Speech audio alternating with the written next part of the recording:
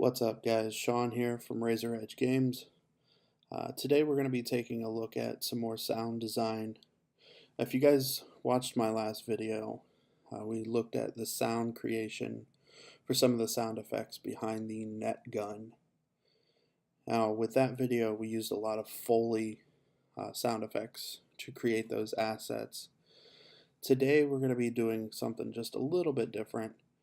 We're going to be looking at the energy shield, which is a arm-held device that the user can deploy just like a regular shield, but it's made of energy. And when it comes to assets such as those futuristic type weapons, we usually go with using digital sound effects instead of a Foley session. So that's actually what we're going to be doing here today. So let's get started. So to look at the energy shield, we need to kind of create the base for our energy shield. And we can actually do that without using Foley sound effects. We'll go into the digital side of things. So we're actually going to start by generating a sawtooth wave. And we're going to do this at 100 hertz, amplitude at 0.8 because we don't want to start clipping right off the bat. And for our duration, we're going to go 30 seconds. This is going to give us a decent amount of time to work with because we're eventually going to make this a loopable file. So we're going to go ahead and create that. And this is what it sounds like. Just a basic sawtooth wave. And we're just going to start applying different effects to it. And one of the first things that I like to do is add phasers to these types of sounds. So we're going to go ahead and jump over here to our phaser. And typically I would just start playing around with different effects, but I've already got this set up to show you guys what I used to create the energy shield sound.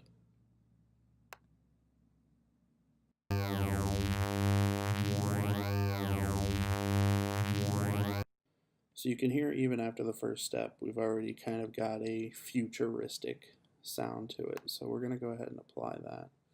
And obviously our waveform is going to look kind of funny. From there, we're actually going to change the speed of it. We're going to slow it down just a little bit.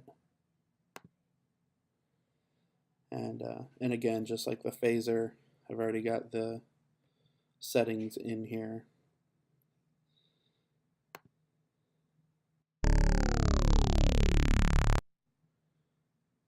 Okay, so go ahead and apply that. Now, since we changed the speed, it obviously dropped the pitch down, and but we're still getting a lot of high-end pings in there. We'll go ahead and go down to our low-pass filter.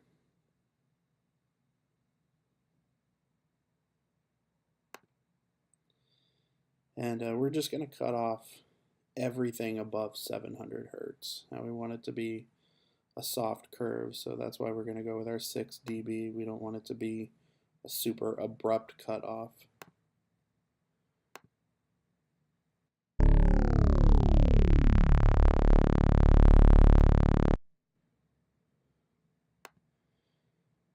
And we're also going to actually apply a high pass filter here as well because we want to get rid of some of that kind of subsonic rumble that's just really unnecessary to have. And we're actually going to do this at about 200 hertz.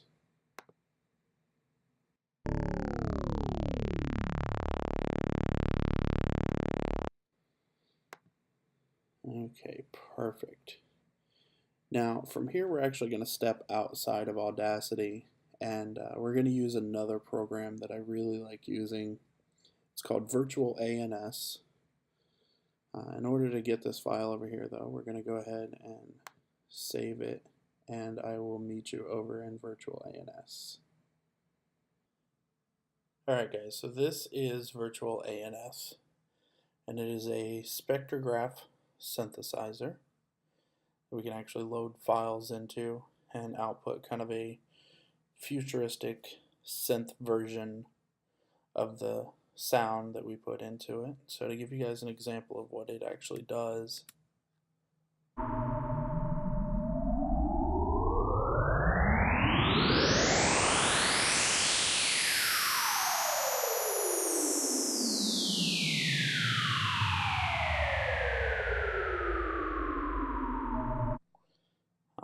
we could actually do some other really cool things with this. We can actually load images into it.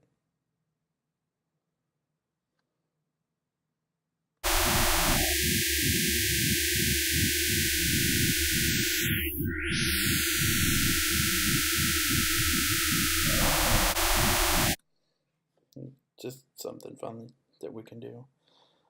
But for what we came here to do, we're actually going to take what we had loaded out of Audacity. We're going to go ahead and plug that in.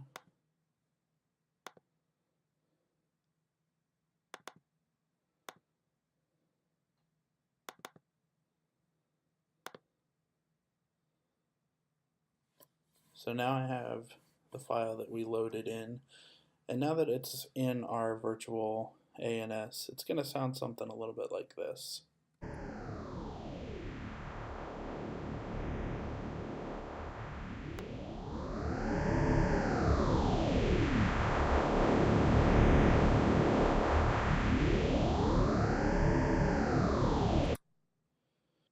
Alright, so what we're actually going to do is we're going to go ahead and save this, export it out, and throw it right back into Audacity.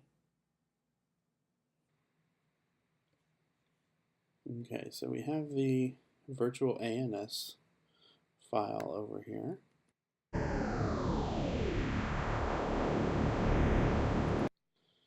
We'll go ahead and sum this down to a mono track.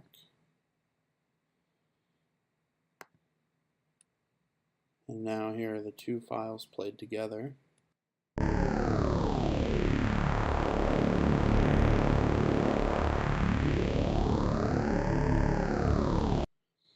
And we're just going to use our volume to do a little bit of blending here.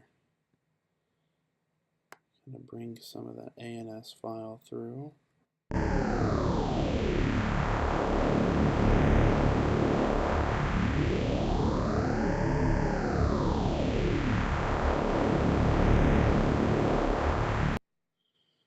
Alright, so I like the way that sounds. So we're going to go ahead and we're going to render this down.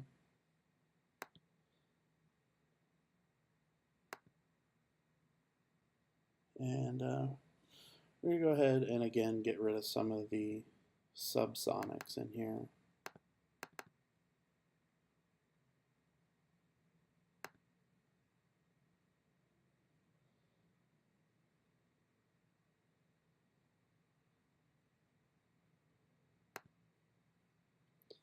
Let's go 150.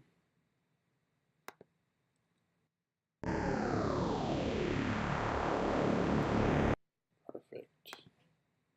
And to kind of help blend this together, we're actually going to go in and do some reverb now.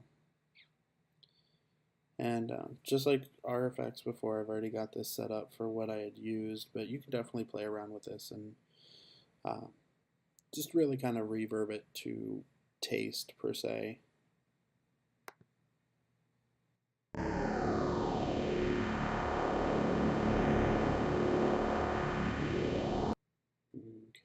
perfect.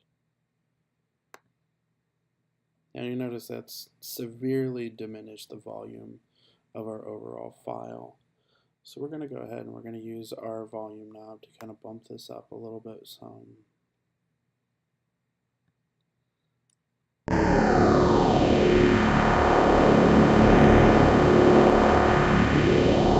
Okay.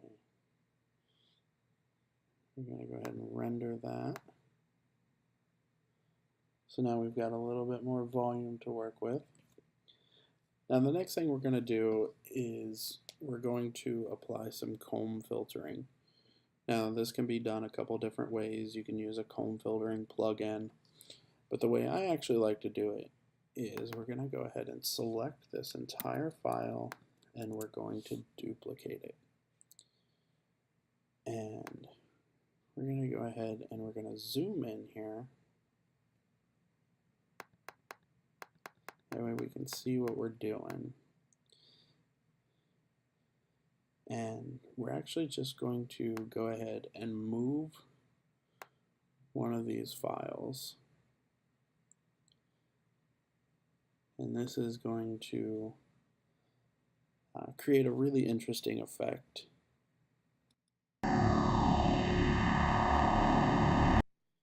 And obviously you can move this around a little bit and actually play with it and make it sound how you want.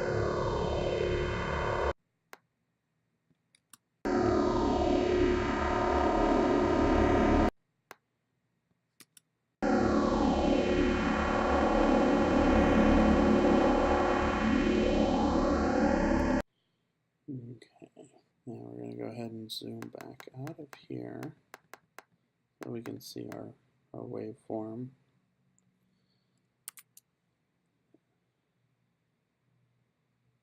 I'm going to go ahead and mix these together as well. And from here we can do a little bit of EQing.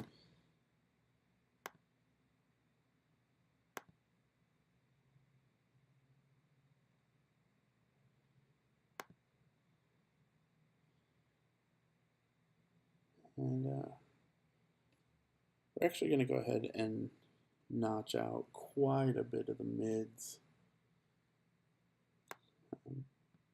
You can obviously do it however you want as you're creating the sound, but the best sound for me, I think, is to just go ahead and get rid of a lot of these mids.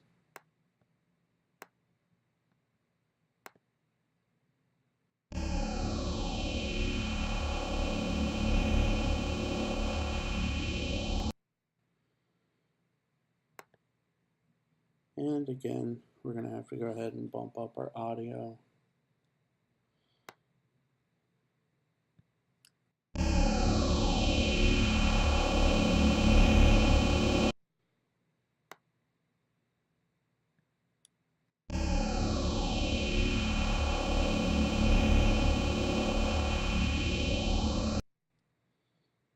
Okay, now we are getting a little bit of clipping, and typically clipping is just bad across the board. But when we're doing something like this, where we're already using these sawtooth waves, a little bit of digital clipping actually isn't the worst thing in the world, because it's going to add just a little bit of flavor to that track.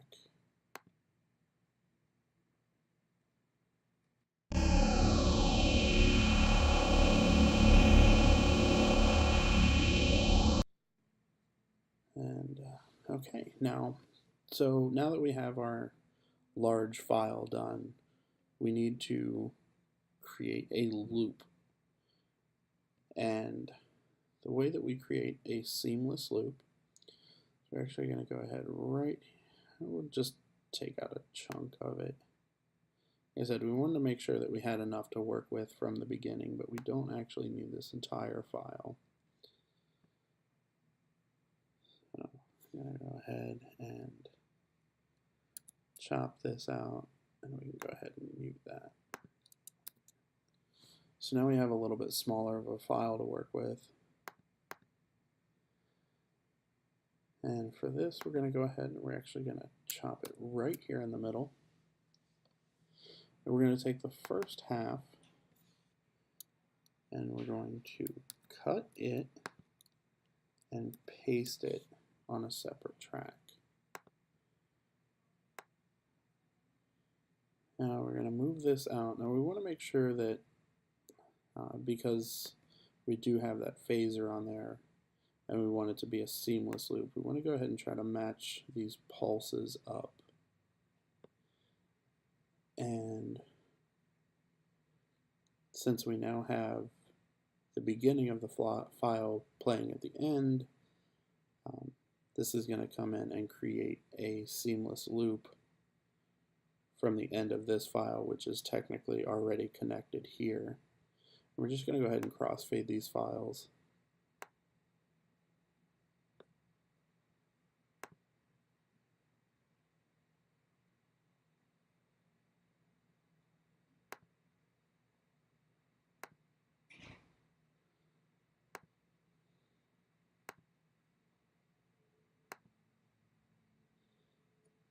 So now, when we play this file as a whole, it should be a perfect seamless loop.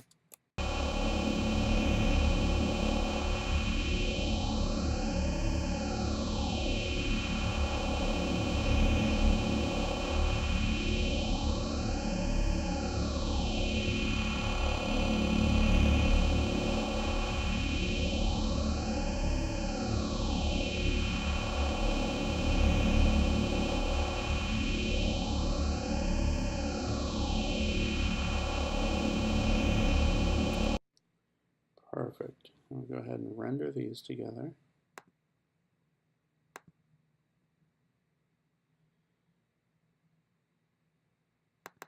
I'm going to go ahead and get rid of some of the lows on this. I think they're still a bit much.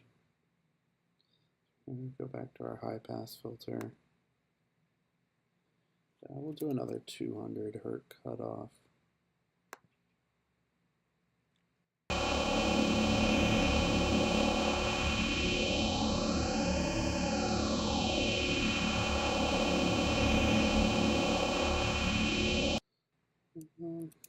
Let's actually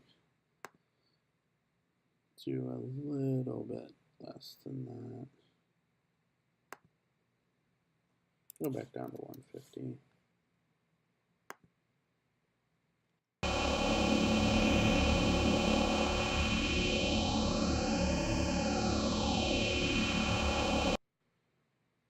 Alright, and there you have it. That is the loop for the energy shield. Alright guys, I am Sean from Razor Edge Games. Thank you so much for watching. Enjoy.